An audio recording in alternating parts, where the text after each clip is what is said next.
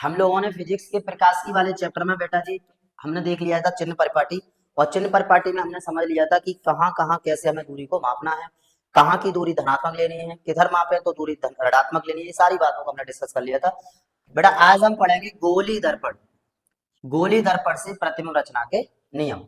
Okay, अब आप सभी को पता है गोली दर्पण के दो पार्ट होते हैं, ये सबको मालूम भाई। नंबर एक अवतल दर्पण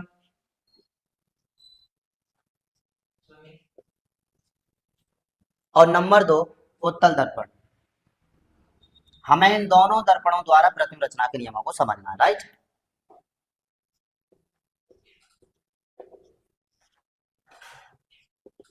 अवतल दर्पण और उत्तल दर्पण, तो दोनों दर्पणों से प्रतिबिंब रचना के नियमों को हमें समझना है। सबसे पहले देखेंगे बाबू सभी आप अवतल दर्पण से प्रतिबिंब रचना के नियम।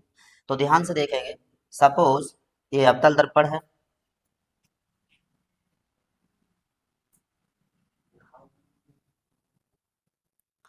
ये इसका मुख्य अक्ष है, ये ध्रुव P है, फोकस F, वक्रता केंद्र C। सपोज कर लेते हैं यहाँ पर कहीं वस्तु रखी है, ठीक है बेटा।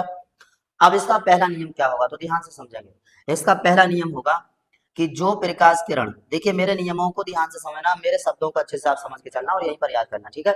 इसका पहला नियम होगा भाई, जो प्रकाश किरण मुख्य अक्ष के समानांतर आपतित होती है,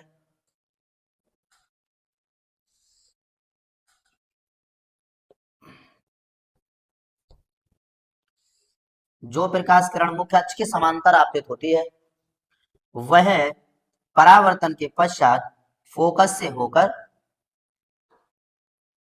जाती है। समझ रहे हैं बेटा सब बच्चे, ये फोकस है। ओके, पहला नियम हो गया भाई। पहला नियम समझ गए, हम समझ में आया सबको।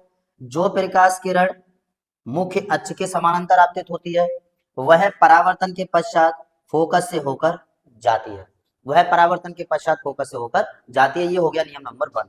अब नियम नंबर 2 क्या होगा, जो प्रकाश किरण, जो प्रकाश किरण फोकस से होकर आपतित होती है, ये नियम नंबर 2 है बेटा, ध्यान से समझना। जो प्रकाश किरण फोकस से होकर आपतित होती है, वह परावर्तन के पश्चात मुख्य अक्ष के समानांतर हो जाती है, वह परावर्तन के पश्चात मुख्य अक्ष के समानांतर हो जाती है।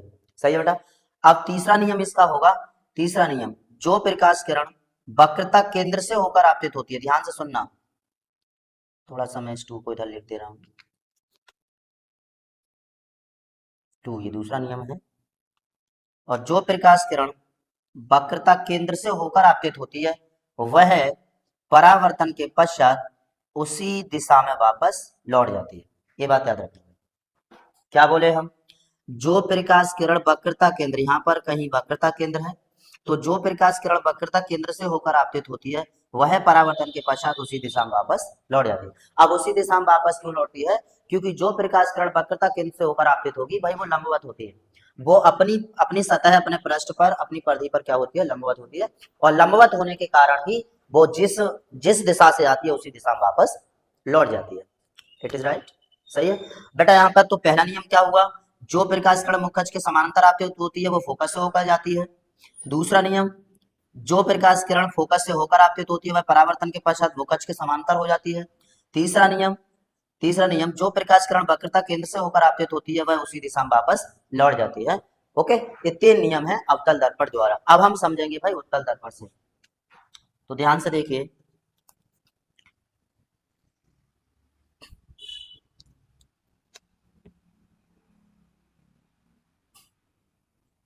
ये उत्तल दर्पण है, ये ध्रुवी है, ये फोकस, ये वक्रता केंद्र, इधर सारी चीज ठीक है, सेम कंडीशन होती है। बस इसके अंदर की ओर फोकस वक्रता केंद्र हो जाते हैं और बाहर की ओर मतलब दर्पण के सामने तो बस भी रखेंगे। अब यहाँ पर पहला नियम, जो प्रकाश मुख्य अक्ष के समांतर आपतित होती है, भाई ध्यान से सुनना, जो प्रकाश किरण मुख्य अक्ष के समांतर आपतित होती है वह फोकस से होकर जाती हुई प्रतीत होती है बेटा, एक्चुअल नहीं जाती, फोकस से होकर जाती हुई प्रतीत होती है, ये याद रखना,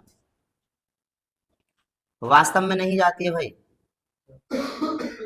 फोकस से होकर जाती हुई प्रतीत होती है, प्रतीत होती है, राइट। ये पहला नियम।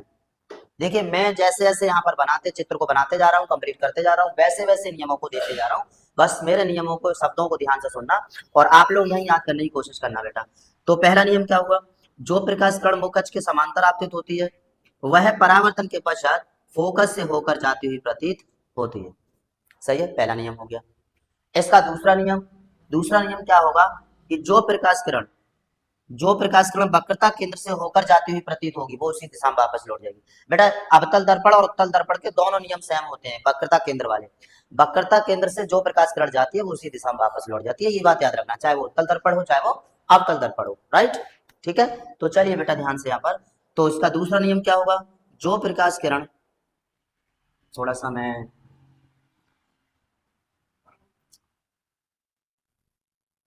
चलो मैं जो प्रकाश किरण वक्रता केंद्र से होकर आपतित होती है वह उसी दिशा में वापस लौट जाती है। मैं थोड़ा सा इधर से ले रहा हूँ चित्र को, कोई दिक्कत नहीं। ये दूसरा नियम, जो प्रकाश किरण वक्रता केंद्र से होकर आपतित होती है, सपोज ये क्या है, वक्रता केंद्र है और यहां से होकर आपतित होती हुई प्रतीत हो रही है, एक्चुअल नहीं, आपतित होती हुई प्रतीत हो रही है। भैया उत्तल दर्पण है, उत्तल दर्पण के जो अंदर वाला पार्ट होता है इधर हमें प्रतीत होता है, याद रखना, ठीक है। और आगे मैं जब इसके प्रतिबिंब बताऊंगा, प्रतिबिंब कैसे बनाए हैं, तो वो सारी चीजें मैं उत्तल दर्पण में भी आपको क्लियर करूंगा, ठीक। तो दूसरा नियम क्या हुआ, जो प्रकाश किरण वक्रता केंद्र से होकर आपतित होती है वह आपतित होती हुई प्रतीत होती है, वह परावर्तन के पश्चात उसी दिशा में वापस लौट जाती है, राइट। ये इसका दूसरा नियम। बेटा तीसरा नियम, तो तीसरा नियम इसका क्या है, जो प्रकाश किरण फोकस से होकर जाती हुई प्रतीत होती है,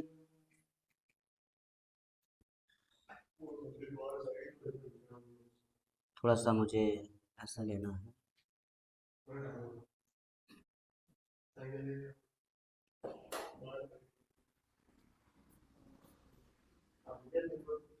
देखिए बेटा, जो प्रकाश किरण फोकस से होकर जाती हुई प्रतीत होती है वह परावर्तन के पश्चात मुख्य अक्ष के समानांतर हो जाती है। समझ गए, ये तीन नियम है भाई। उत्तल दर्पण द्वारा प्रतिबिंब रचना के नियम थोड़े स्ट्रांग हैं, हार्ड हैं, इनको ध्यान से समझना। अब मैं बारी बारी से दोबारा नियमों को रिप्लाई कर रहा हूँ, ध्यान से समझिए। देखिए पहला नियम, जो प्रकाश किरण मुख्य अक्ष के समांतर आपतित होती है वह परावर्तन के पश्चात फोकस से होकर जाती हुई प्रतीत होती है, राइट। पहला नियम समझ गए। दूसरा, जो प्रकाश किरण वक्रता केंद्र से होकर जाती हुई प्रतीत होती है वह परावर्तन के पश्चात उसी दिशा में वापस लौट जाती है, सीधे, ठीक है बेटा। तीसरा पॉइंट, तीसरा नियम, जो प्रकाश किरण फोकस से होकर आपतित होती हुई प्रतीत होती है वह परावर्तन के पश्चात मुख्य अक्ष के समानांतर हो जाती है। ये इसके तीन नियम और ये यहाँ पर भी तीन नियम। तो तीनों नियमों को आप ध्यान से यहाँ पर लिख लोगे, चित्र बनाओगे और बारी बारी से नियमों को लिखोगे। चलिए नोट करिए।